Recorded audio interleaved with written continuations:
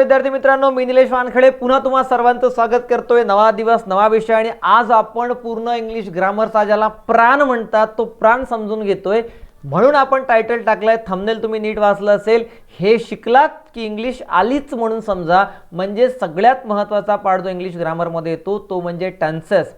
Without tenses तुम्हाला इंग्लिशमध्ये पुढे जाताच येत नाही. कारण का बरं टेन्सेस शिकणं एवढं गरजेचं असतं? त्याचं रिझन हे आहे की जोपर्यंत तुम्हाला टेन्सेस कळणार नाही तोपर्यंत नेमकं कुठली ॲक्शन कुठं झाली, कुठल्या टाईमवर झाली हे तुम्हाला एक्सप्रेसच करता येणार नाही. कारण की टेन्सचा उपयोग कुठं होतो? नेमका टेन्सचा उपयोगच हा आहे की ॲक्शन अँड टाईम यांच्यामधलं जे रिलेशन आहे त्यालाच आपण टेन्स म्हणत असतो.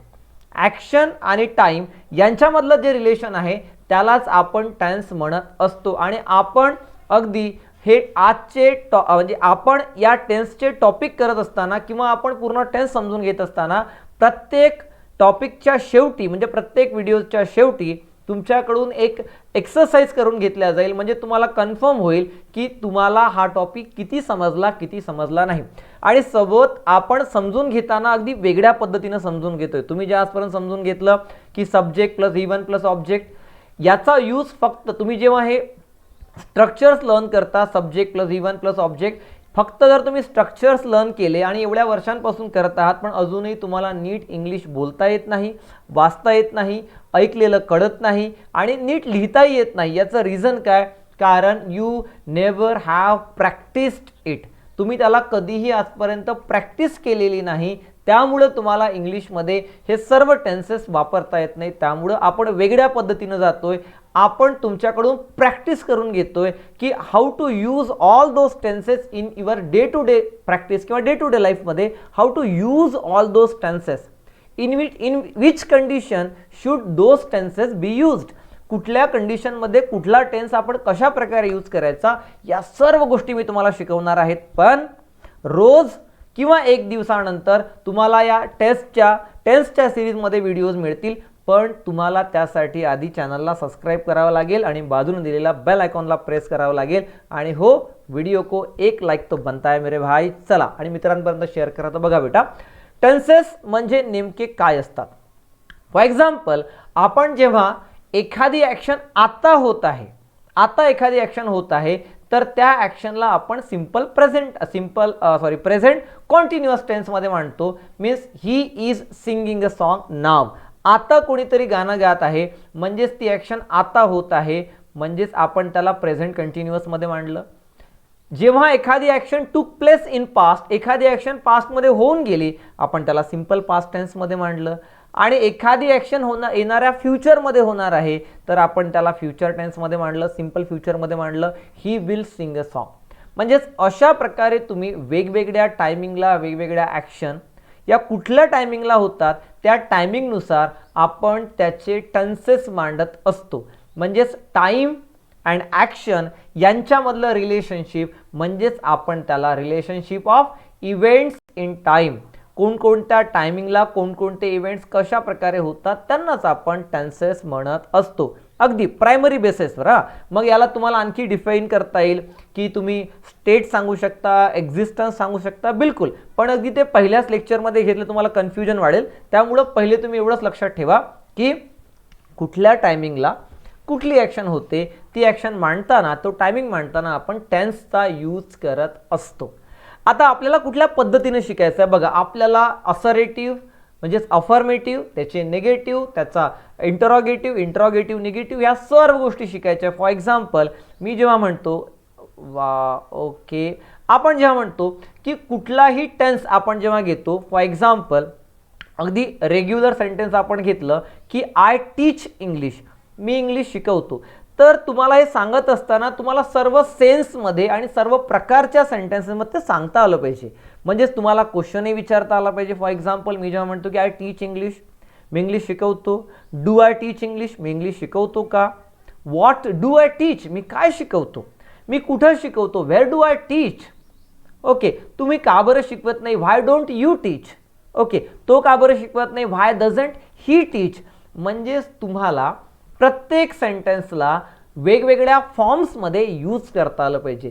जेव्हा तुम्ही इंग्लिशमध्ये बोलता तेव्हा तुम्ही वेगळं काय बोलता रे? तुम्ही या सर्वच गोष्टी बोलत असता, म्हणजेच तुम्ही टेन्सेसचा यूज करूनच इंग्लिश बोलत असता. कुठलीही गोष्ट बोलत असताना आपण इंग्लिशचा टेन्सेसचा यूज करून इंग्लिशमध्ये बोलतो, पण तुम्हाला ते सर्व फॉर्म्समध्ये यायला पाहिजे. म्हणजेच तुम्हाला अफर्मेटिव्हमध्ये जमायला पाहिजे, तुम्हाला इंटरॉगेटिव्हमध्ये यायला पाहिजे, तुम्हाला निगेटिव्हमध्ये यायला पाहिजे, निगेटिव्ह इंटरॉगेटिव्हमध्ये यायला पाहिजे, आणि त्या सर्व गोष्टी मी तुमच्याकडून करून घेणार आहे. सगळ्यात सुरुवातीला टेन्स किती असतात? 3 टेन्स असतात, present tense, past tense, future tense. टेन्सचेही आपण काही सब टाईप्स घेतले, कारण की ॲक्शन नेमकी कुठल्या पॉईंटला होत आहे ते तुम्हाला समजून सांगायचं असेल तर आपण simple present, present continuous, present perfect, present perfect continuous, simple past, past continue, अशा प्रकारे आपण याचे एकूण 12 टाईप्स पाहिले. म्हणजेच टेन्सेसचे एकूण किती टाईप्स होतात? 12 टाईप्स होतात. There are 12 types of tenses. चला पुढचा मुद्दा. आता बघा, जेव्हा आपण कुठलंही एखादं सेंटेन्स घेतो, फॉर एक्झाम्पल बघा, आपल्याकडे एक सेंटेन्स आहे, I read the Times of India daily. मी रोज टाइम्स ऑफ इंडिया वाचतो.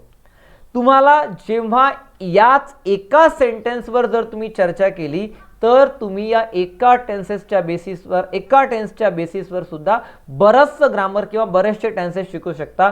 एक टेन्स घ्यायचा, एक सेंटेन्स घ्यायचं आणि त्याला वेगवेगळ्या फॉर्म्समध्ये घेऊन जायचं.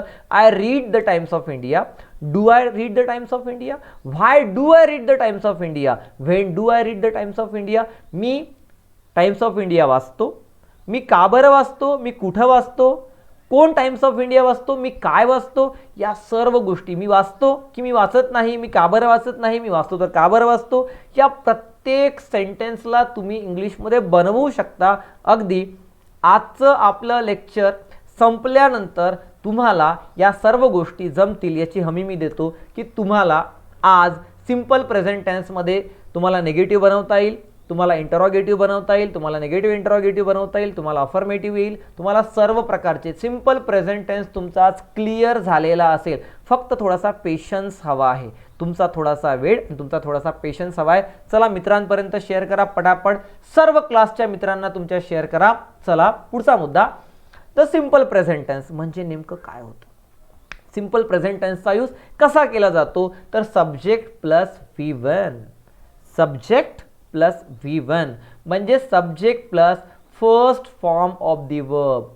Subject plus the first form of the verb, कुठल्याही वर्बचा फर्स्ट फॉर्म. ठीक आहे, म्हणजेच तुम्ही वापरला subject, then read first form of the verb, the Times of India daily. म्हणजे मराठीमध्ये अर्थ काय होईल? मी द टाइम्स ऑफ इंडिया दररोज वाचतो. मी द टाइम्स ऑफ इंडिया दररोज वाचतो. We respect our teachers. आम्ही आमच्या टीचर्सचा रिस्पेक्ट करतो. You sing well. तू खूप सुंदर गाणं गाते. They go to school daily. ते स्कूलला डेली जातात.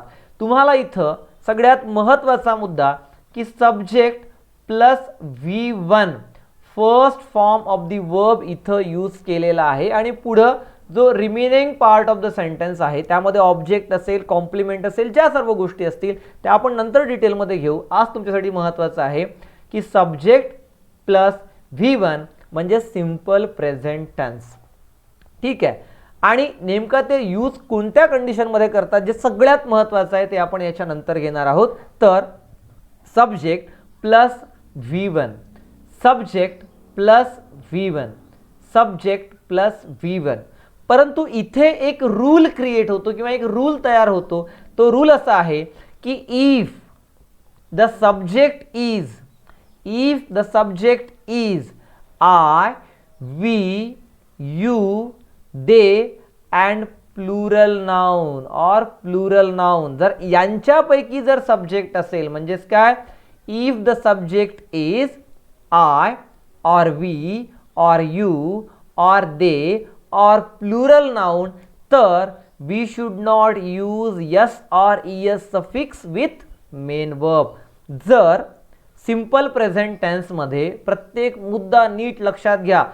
पेन आणि तुमचं नोटबुक तुमच्या सोबत ठेवा. ओके, याचे स्क्रीनशॉट्स तुम्ही काढून तुमच्या जवळ ठेवू शकता, नंतर याच्या नोट्स लिहून घेऊ शकता. काय म्हटलं मी की इफ सब्जेक्ट इज, जर सब्जेक्ट हा आय, वी, यू, दे आणि प्लुरल नाउन जर असेल तर मेन वर्बला यस इयस सफिक्स लागत नाही. लागलाय का रे? नाही लागलाय, कुठंच नाही लागलाय, इथपर्यंत नाही लागलाय.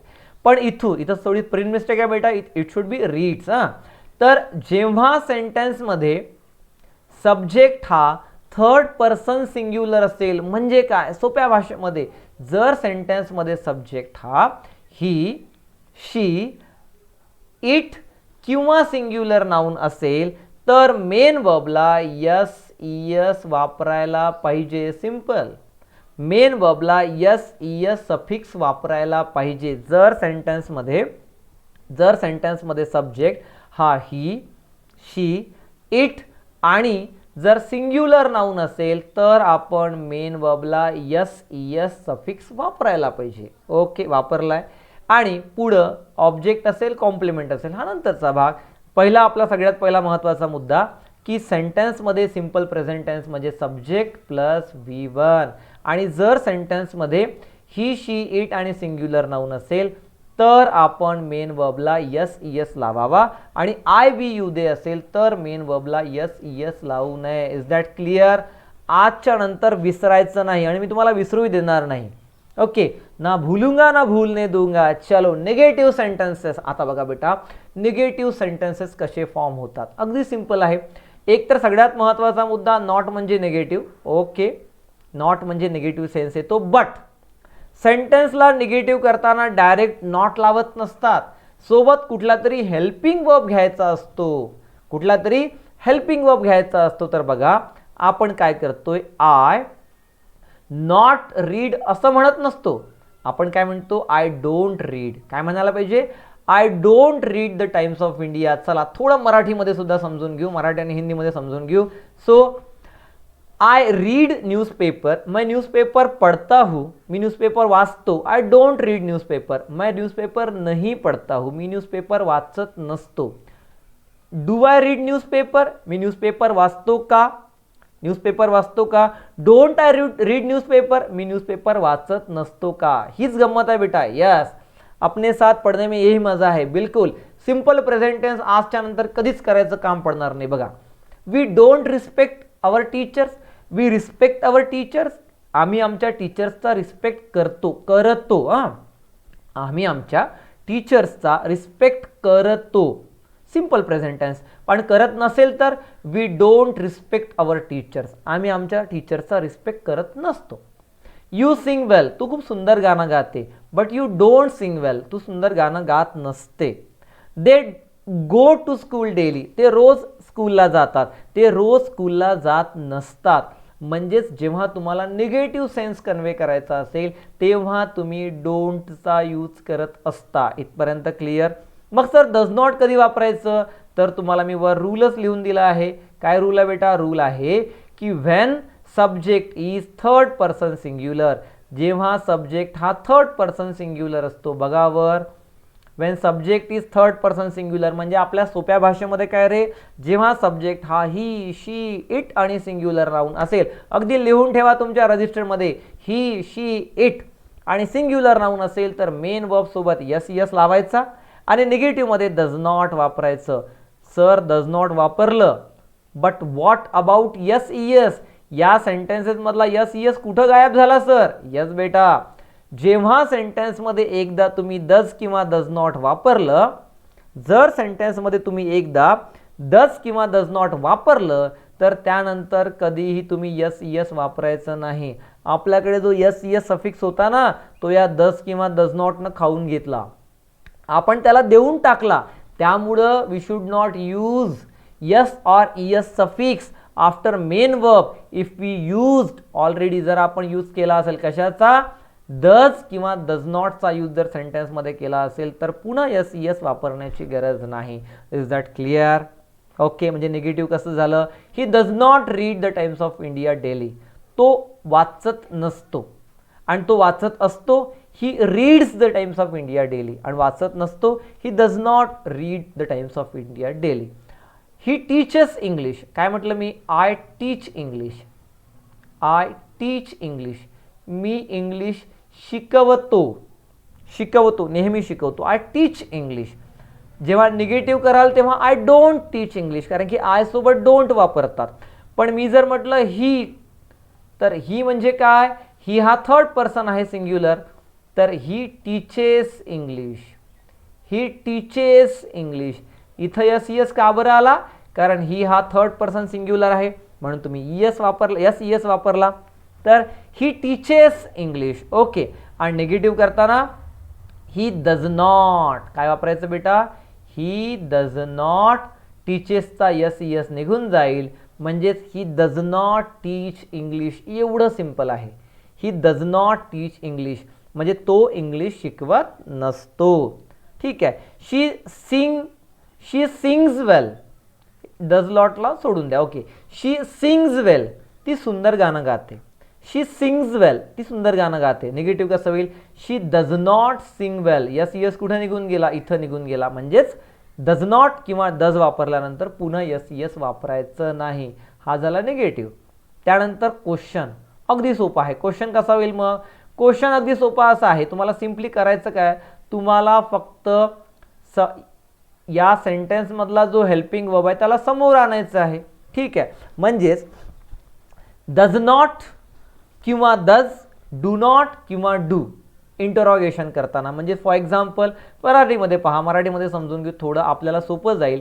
तुम्ही जेव्हा म्हणता की I read the Times of India, काय म्हटलं आपण, I read the Times of India. याला विसरून जा 2 मिनिटासाठी, याला विसरून जा. ओके, याला विसरून गेलो आपण. सेंटेन्स आहे आपलं, सेंटेन्स आहे की I read the Times of India daily.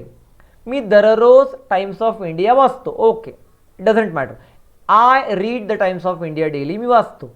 पण डू आय रीड, मी वाचतो का. जर तुम्हाला प्रश्न बनवायचा आहे की मी वाचतो का, do I read the Times of India daily, मी दररोज टाइम्स ऑफ इंडिया वाचतो का, मग क्वेश्चन कसा होईल, तुम्ही इथून जो हेल्पिंग वर्ब आहे यातून बाहेर काढला. जर सेंटेन्समध्ये सब्जेक्ट जर आय वी यू दे असेल तर डू वापरा, आणि सेंटेन्समध्ये जर सब्जेक्ट हा ही शी इट नाऊन असेल, सिंग्युलर नाऊन असेल तर डज वापरा. वापरलाय बेटा, सोपं आहे. तर अशा प्रकारे तुम्ही त्याचा क्वेश्चन बनवत असता. कुठल्याही सेंटेन्सचा क्वेश्चन हा आपण असाच बनवतो. काय म्हटलं तुम्ही आत्ताच, I teach English, do I teach English, I teach English, do I teach English. Okay. You sing well, do you sing well, you sing well, do you sing well. He sings well, he sings well, does he Singh well. Okay. She sings well, does she Singh well. John works in Jio communication, does John work in Jio communication. म्हणजेच जर सेंटेन्समध्ये जर simple असरेटिव्ह फॉर्ममध्ये sentence असेल तर sentence काय असेल, sentence असेल असं, डजला सोडून द्या. John works in the Jio communication, John works in the Jio communication. John हा जिओ कम्युनिकेशनमध्ये काम करतो, करतो. जॉन हा जिओ कम्युनिकेशनमध्ये काम करतो. Simple present tense. जर तुम्हाला याला निगेटिव्ह करायचं आहे तर तुम्ही काय म्हणता, John does not work in Jio communication. John Jio कम्युनिकेशनमध्ये काम करत नसतो. जर तुम्हाला याचा क्वेश्चन बनवायचा असेल तुम्ही काय करता, याला समोर आणता डजला, does John work in the Jio communication. आणि याला बेटा निगेटिव्ह इंटरॉगेटिव्ह करताना मग काय कराल, सिंपल आहे ना रे, याला तुम्ही फक्त नॉट करा ना, डोंट. ओके, एक मिनिट हा. Don't I read the Times of India daily, मी टाइम्स ऑफ इंडिया रोज वाचत नसतो का. Don't we respect our teachers, आम्ही आमच्या टीचर्सचा रिस्पेक्ट करत नसतो का. डोंट यू सिंग वेल, तू चांगलं गाणं गात नसते का. म्हणजेच तुम्ही जेव्हा निगेटिव्हमध्ये क्वेश्चन विचारता तेव्हा तो क्वेश्चन अशा प्रकारे व्हायला पाहिजे. बघा अशा प्रकारे, हां, तुम्ही डू आय नॉट म्हटलं तरी चालतं आणि डोंट आय म्हटलं तरी चालतं. बघा याही पद्धतीनं चालतं. डोंट आय रीड म्हटलं तरी बरोबर आहे आणि जर या पद्धतीनं केलं तरी बरोबर आहे. म्हणजेच do I not read the Times of India, मी टाइम्स ऑफ इंडिया वाचत नसतो का. Do we not respect our teachers, आम्ही आमच्या टीचर्सचा रिस्पेक्ट करत नसतो का. Do they not go to school daily, ते स्कूलला रोज जात नसतात का. तुम्ही असं म्हटलं तरी चालतं. किंवा तुम्ही जर या पद्धतीनं म्हटलं, फॉर एक्झाम्पल तुम्ही जर असं म्हटलं की डोंट आय रीड असं म्हटलं तरी चालतं. दोनही एकाच पद्धती आहेत. डोंट आय रीड, स्पोकन इंग्लिशमध्ये आपण जास्तीत जास्त वेळा डायरेक्ट डोंट म्हणतो किंवा डझंट म्हणतो. So don't I read the Times of India daily, मी रोज टाइम्स ऑफ इंडिया वाचत नसतो का? Don't we respect our teachers, आम्ही आमच्या टीचर्सचा रिस्पेक्ट करत नसतो का? Don't they go school daily, ते स्कूलला रोज जात नसतात का? Doesn't he read the Times of India daily, तो रोज टाइम्स ऑफ इंडिया वाचत नसतो का? म्हणजे अशा प्रकारे आपण सेंटेन्सेसमध्ये जेव्हा क्वेश्चन फ्रेम करतो, मग तो क्वेश्चन अफर्मेटिव्ह असो की निगेटिव्ह फॉर्ममध्ये असो, तो क्वेश्चन फॉर्म करताना आपण तो अशा प्रकारे फॉर्म केला पाहिजे. ओके, तर अशा प्रकारे आपण सेंटेन्सेसला फॉर्म करत असतो आणि तुम्हाला माहिती असणं अत्यंत गरजेचं आहे. एकच सेंटेन्स घ्यायचं आणि त्या सेंटेन्सला सर्व वेगवेगळ्या टेन्सेसमध्ये घेऊन जायचं. एकच सेंटेन्स घ्यायचं आणि त्याला वेगवेगळ्या टेन्सेसमध्ये घेऊन जायचं. बघा आपल्याकडे काही सेंटेन्सेस आहेत. फॉर एक्झाम्पल आपण एक सेंटेन्स घेऊ. कुठला एक सेंटेन्स घेऊ? I always speak the truth. याला निगेटिव्ह कसं होईल रे? किंवा Mohan reads the newspaper daily every day. याचं जेव्हा तुम्ही निगेटिव्ह कराल तेव्हा सिंपल आहे ना. बघा इथंच तुम्हाला किती समजलं नाही, इथंच तुमचं मी क्लिअर करून देतो. Mohan reads the newspaper daily, Mohan दररोज न्यूजपेपर वाचतो. ठीक आहे, तुम्हाला याचं निगेटिव्ह कसं होईल? तुम्ही कराल मोहन डज नॉट, रीड मधला यस यस निघून जाईल कारण की डज नॉट वापरल्यावर यस यस राहत नसतो. Mohan does not read the newspaper daily. Simple. तुम्ही याचा क्वेश्चन कसा कराल बेटा? क्वेश्चन करताना तुम्ही काय कराल? इथून तुम्ही डज काढाल की डू काढाल? तुमच्याकडे दोन ऑप्शन आहे, एक तर डू वापरा किंवा डज वापरा. पण मोहन हा थर्ड पर्सन सिंग्युलर आहे म्हणून तुम्ही इथं काय वापरलं बेटा? इथं तुम्ही डज वापरलं. मग सेंटेन्स काय होईल?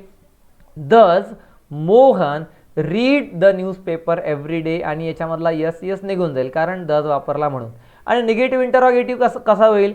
की does not Mohan means doesn't Mohan read the newspaper every day. Doesn't Mohan read the newspaper every day. Mohan every day दररोज न्यूजपेपर वाचत नसतो का? अशा प्रकारे वापरा. किंवा does Mohan not read the newspaper, अशा प्रकारे वापरा. तुम्हाला दोनही पद्धती अवेलेबल आहे, तुम्ही दोनही पद्धतीने वापरू शकता. पण या प्रकारे एवढ्या सहज तुम्ही टेन्सेस शिकू शकता. फक्त इंटरेस्ट घेणं महत्त्वाचं आहे. तुम्हाला इंटरेस्ट असला तर तुम्ही सहज ते वाचू शकता. आता पाहूया की आधी सुरुवातीला पाहिला आपण हाऊ टू यूज आणि आता पाहूया व्हेन टू यूज. म्हणजे आधी पाहिला आपण की कशा प्रकारे आपण त्याचा यूज करत असतो आणि आता आपण पाहणार आहोत की नेमका त्याचा यूज कोणत्या कंडिशनमध्ये केला गेला पाहिजे. आपण नेमका सिंपल प्रेझेंट टेन्सचा यूज कुठल्या कंडिशन्समध्ये केला पाहिजे. ठीक आहे, चला पुढचा मुद्दा. The simple present tense is used to describe repeated actions and habits. Repeated actions and habits म्हणजेच तुम्ही जेव्हा एखादी कुठलीही ॲक्शन रेग्युलर किंवा रिपीटेड बेसिसवर करता किंवा ती तुमची जर हॅबिट असेल तर तुम्ही ती सिंपल प्रेझेंट टेन्समध्ये मांडत असता. म्हणजेच काय? कुठली एखादी गोष्ट, जर मला म्हणायचं आहे माझी एखादी सवय आहे की मला डाव्या हातानं लिहायची सवय आहे, मग मी काय म्हणेल? I write with left hand. I write with left hand म्हणजेच sorry left hand, spelling hand झालं. I write with left hand, मी लेफ्ट हँडने लिहितो. म्हणजेच मी इथं सिंपल प्रेझेंट टेन्स का बरं वापरला? Because it is my regular practice और इट इज माय हॅबिट. जेव्हा एखादी ॲक्शन ही रेग्युलर बेसिसवर होते तेव्हा आपण तिला सिंपल प्रेझेंट टेन्समध्ये मांडत असतो. फर्स्ट आपला रूल आहे means Mohan reads every day, म्हणजे ती त्याची दररोजची सवय आहे, त्याचं दररोजचं रुटीन आहे, रेग्युलर त्याची ती सवय आहे म्हणून त्याला तुम्ही सिंपल प्रेझेंट टेन्समध्ये मांडलं. In Srinagar it always snows. In Srinagar it always snows in winter. श्रीनगरमध्ये विंटरमध्ये नेहमी काय होतो? स्नो पडतो. म्हणजेच तुम्ही इथं सिंपल प्रेझेंट टेन्स वापरलं.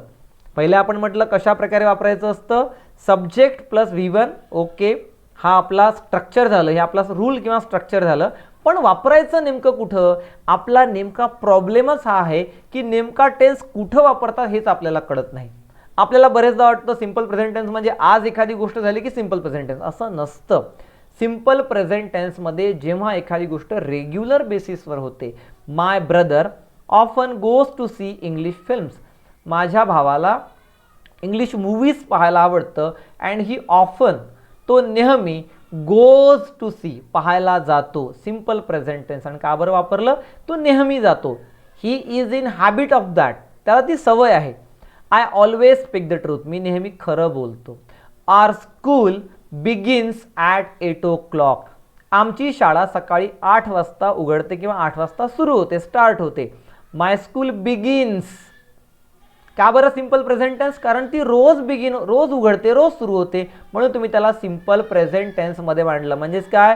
सिम्पल प्रेझेंट टेन्सचा अर्थ काय झाला की जेव्हा एखादी कुठली ॲक्शन रेग्युलर बेसिसवर होत असेल तेव्हा आपण त्या ॲक्शनला सिम्पल प्रेझेंट टेन्समध्ये मांडतो. आणि स्ट्रक्चर काय असायला पाहिजे बेटा? Subject plus V1, subject plus V1, simple present tense subject plus V1. Okay, चला पुढचा मुद्दा. दुसरा रूल आहे की to express facts which are truth of all times.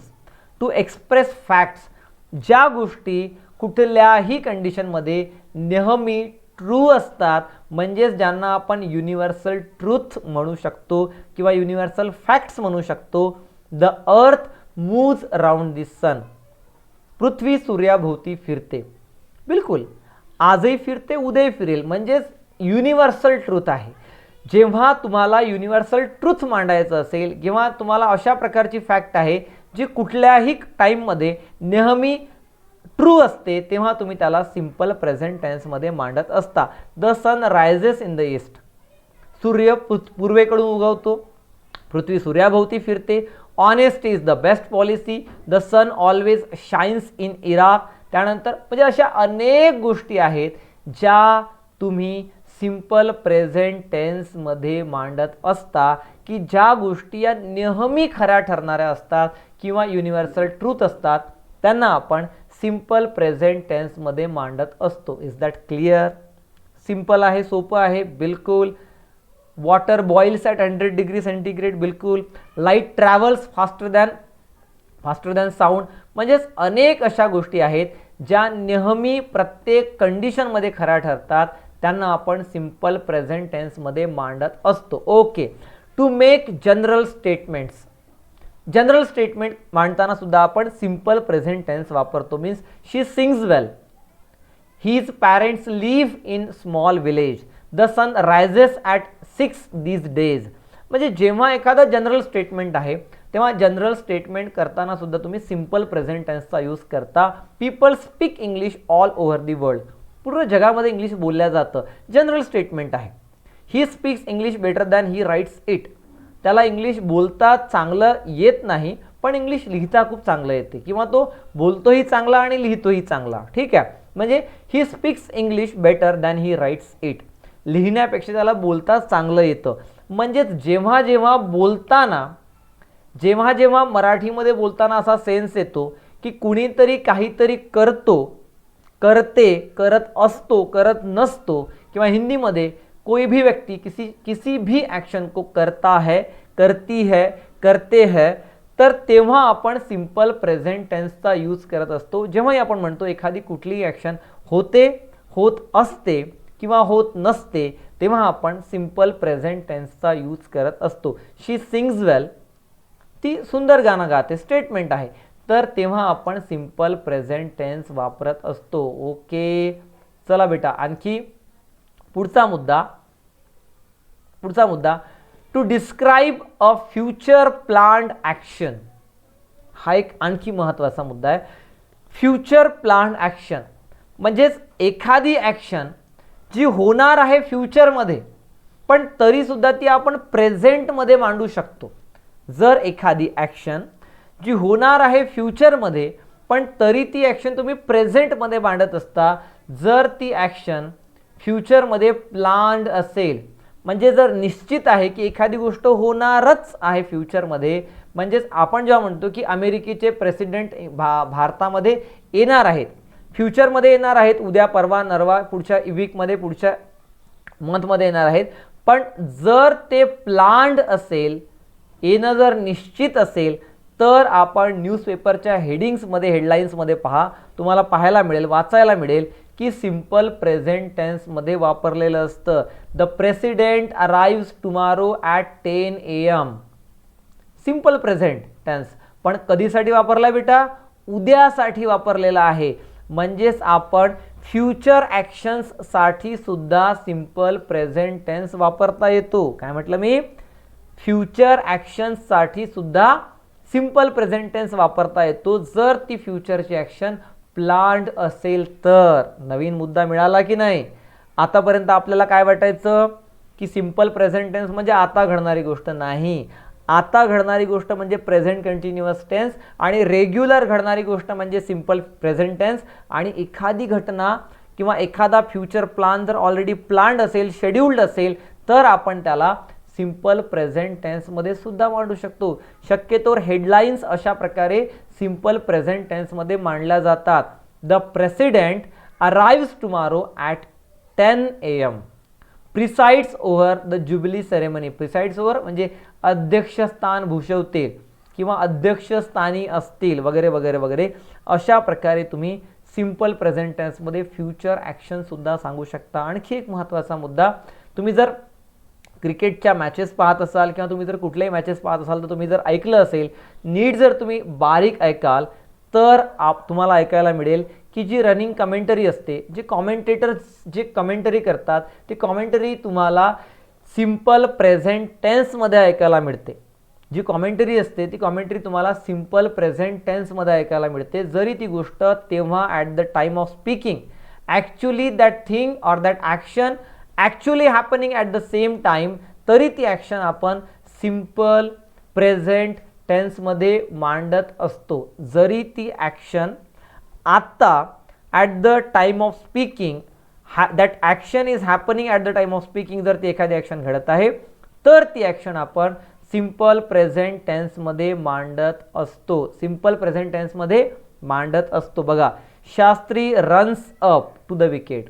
ठीक आहे, he bowls, the batsman steps forward to drive the bat वगैरे वगैरे. तुम्ही अशा प्रकारे सिंपल प्रेझेंट टेन्स वापरत असता. म्हणजेच काय इथं तुम्हाला पाहायला मिळतं की बरेचदा ज्या गोष्टी किंवा ज्या क्रिकेटची जी कमेंटरी आहे ती जरी प्रेझेंट कंटिन्युअस टेन्समध्ये सुरू असली तरी तिला सिंपल प्रेझेंट टेन्समध्ये वापरता येतं किंवा वापरत असतात. ठीक आहे बेटा, इथपर्यंत काही प्रॉब्लेम, कुणाला काही इश्यू? चला पुढचा मुद्दा. To summarise a play or story.